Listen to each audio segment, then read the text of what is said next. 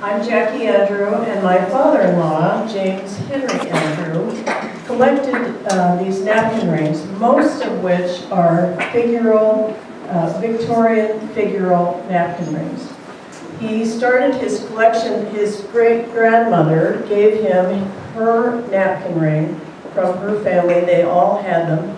And so that was the beginning, but he didn't really get started on this collection until later on when he started working on railroad things and going to railroad sales, and he was besotted with these figural napkin rings. So we'll talk a little bit about the culture of the Victorian period. It was very much centered around the home, and gender roles were pretty straight and divided, yeah. But there was a lot of entertaining at home. There were multiple, sometimes generations of families living at home. And so they would have maybe Grandpa and Aunt Nellie, along with their kids and their parents, who all lived in the same home. They entertained a lot, well, not a lot, but they did they didn't have restaurants and places to go like we do. So they would invite people into their homes for socializing. One of the things that is evident in these napkin rings is the technological invention of electroplating. I think all of these napkin rings, except maybe one of the silver ones, they're all plated silver. So they're plated over another metal, and that's why some of them are they're not shiny all around, because let's face it, they're 130 years old. But they've also seen wear, and that electroplating was not as good a process then. And sometimes you'll see things that are quadruple plate or triple plate. That's how many times they were plated. And so that is some indication of quality. There's one, I think, brass one, and there's one that is a reproduction. And you can tell that because the reproduction is very shiny compared to these. So the custom of having napkin rings was, it goes along with the laundering. They had a napkin, but they didn't want to have to wash it every day. So you would have a napkin ring, and you'd roll it up and put it in your napkin ring. Somebody has a napkin ring that says Robert. Okay, you have Robert.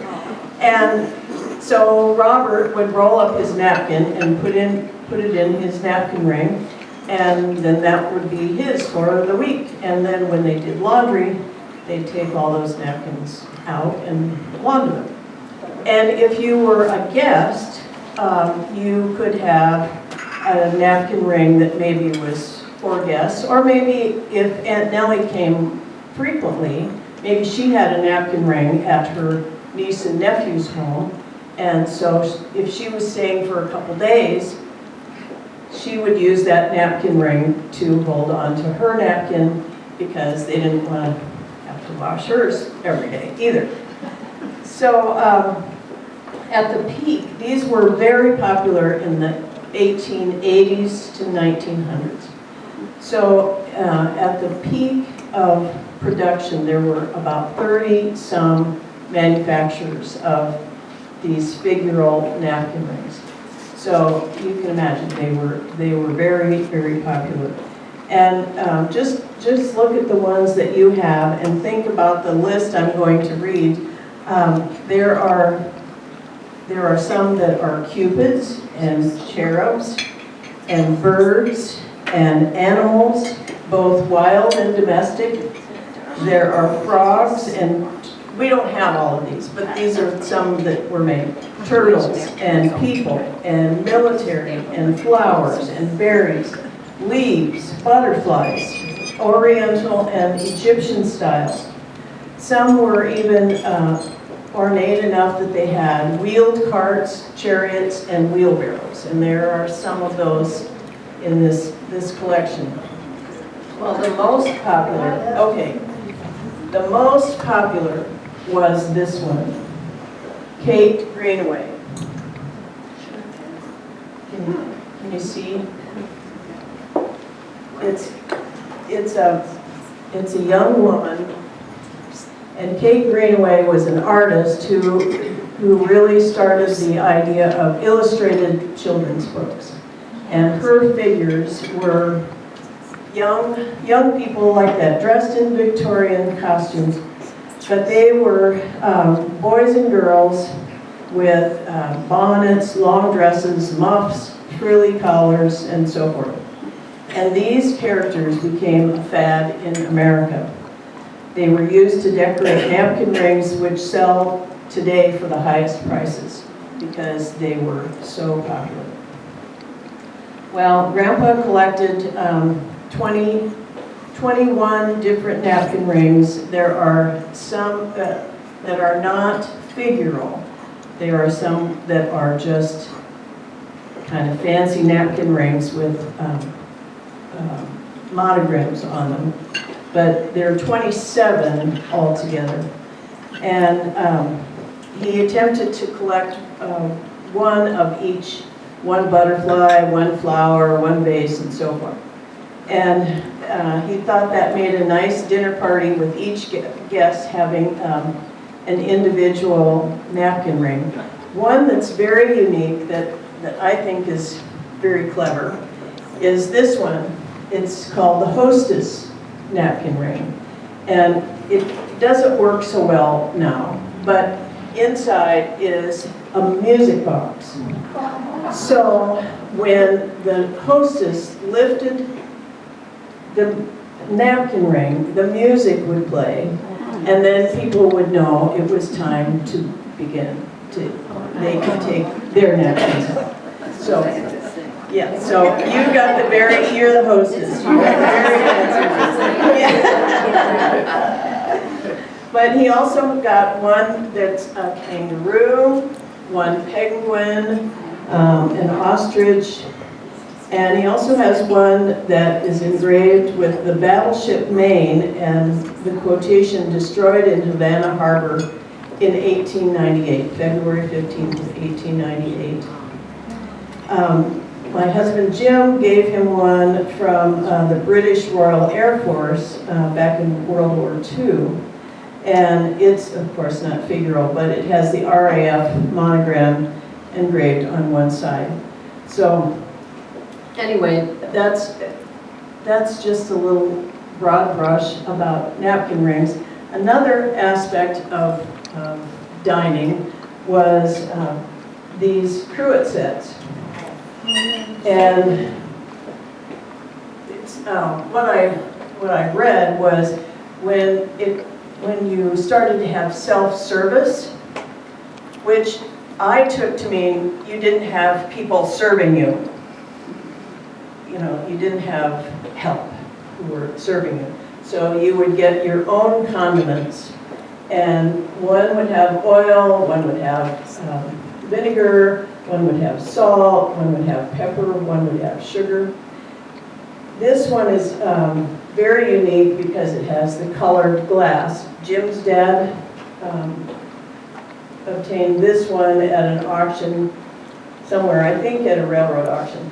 And I didn't know my mom was so into this, but my mom bought this one, which is all different too because it has crystal and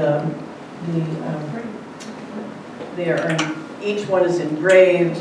That one is too, but the crystal ones were also very, very popular, but this case glass was very, very sought after. So I hope you enjoyed thinking about, so what we would do, we'd use the napkin rings sometimes, and we kind of make up stories about, you know, why did they have this one that has this leaf, and often they were given as gifts for Christmas or birthdays, and they would be something that the recipient would be interested in. So maybe that person was interested in flowers and growing things, and there's one that's a dog. You know, that's probably for someone who really liked dogs.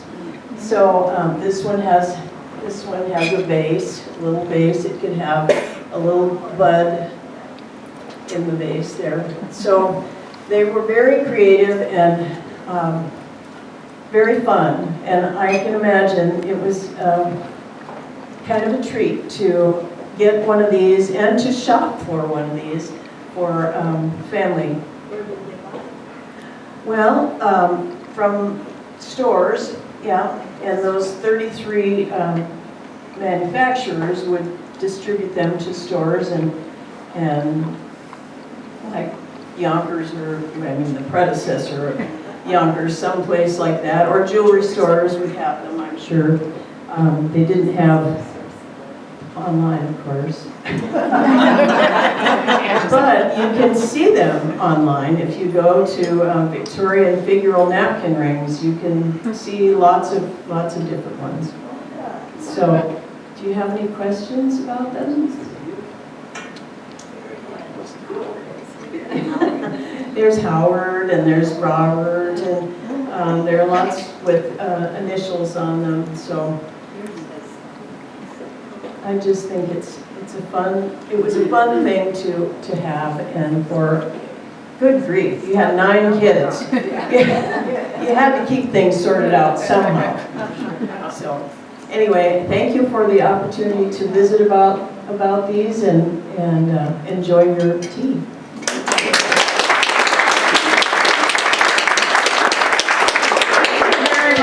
That really added something. We've had several of these teas, and this is the first time we've had the napkin ring, so thank you very much. I'm just going to say a couple of